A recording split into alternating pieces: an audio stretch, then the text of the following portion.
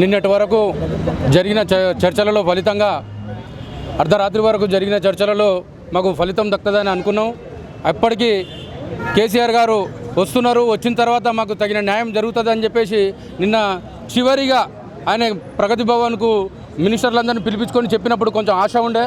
ఆ ఆశను అడియాశలు చేసేందుకు వారు సీఎం గారు ఏం చేశారంటే ఉన్న కమిటీలను ఎత్తివేసి వాళ్ళు ఉన్న కమిటీలను ఎత్తేసి ఇచ్చేది లేదు, రేపు సాయంత్రం వరకు ఉద్యోగాలు కనుక మీ ఉద్యోగాలకు ఎక్కపోతే ఉద్యోగాలు తీసేస్తామని చెప్పేసి ఉల్టా రెచ్చగొట్టే మాటలు మాట్లాడడం అది చాలా బాధాకరమైపోయింది.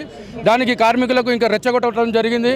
కార్మికుడు దసరా పండుగ ఉన్నా మీరు 3వ తారీఖు నాడు జీతాలు ఇస్తామని చెప్పి ఇవ్వకపోయినా వాడు కార్మికుడు అంటోడు 1 నెల కాదు 2 నెలలు మీరు జీతం ఇవ్వకపోయినా అప్పు చేసినా తింటాను సిద్ధంగా ఉండు, కానీ మీరు భయపెట్టించే మాటలకు మాత్రం భయపడుతున్న కార్మికులు లేడు. ఎందుకంటే కడుపు బాధతోటి చాలా బాధలలో ఉన్నాడు. మీరు కార్మికులకు రెచ్చగొట్టే మాటలు చేయకండి.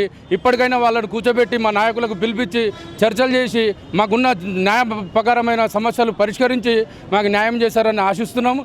అదేవిధంగా మీరు ఈ రోజు నుంచే ఈ ప్రైవేట్ వాళ్ళతోటి నడిపిస్తామని చెప్పేసి ఇవాళ ఉదయం నుంచే ప్రైవేట్ వాళ్ళతోటి నడిపించడం జరిగింది.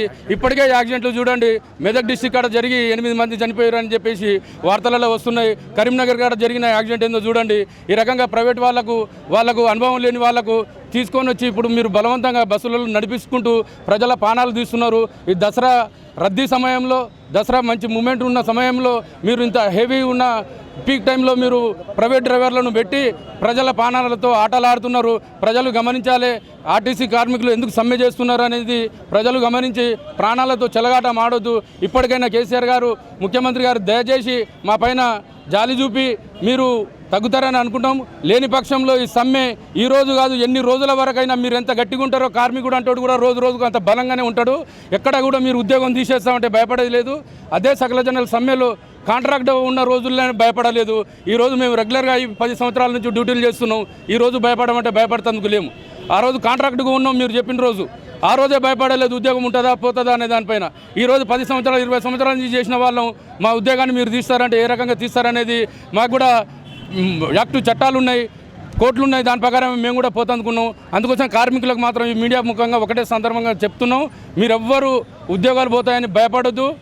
ప్రతి ఒక్కరికి ఫోన్లు చేసి మీరు ఇబ్బంది పడొద్దు. పై జేఏసీ కమిటీ మనకి ఏదైతే పిలుపునిస్తుందో అప్పటి వరకు మీరు ప్రశాంతంగా దసరా పండుగ ఉన్నా లేకపోయినా ఉన్న దాంట్లో చేసుకొని ప్రశాంతంగా ఉండాలని చెప్పేసి కోరుకుంటూ ముగిస్తున్నాను. మేము చేసే వీడియోస్ మీ మొబైల్కి నోటిఫికేషన్గా రావాలంటే మా ఛానల్ని సబ్స్క్రైబ్ చేసుకొని పక్కనే ఉన్న బెల్ ఐకాన్ని యాక్టివేట్ చేసుకోండి.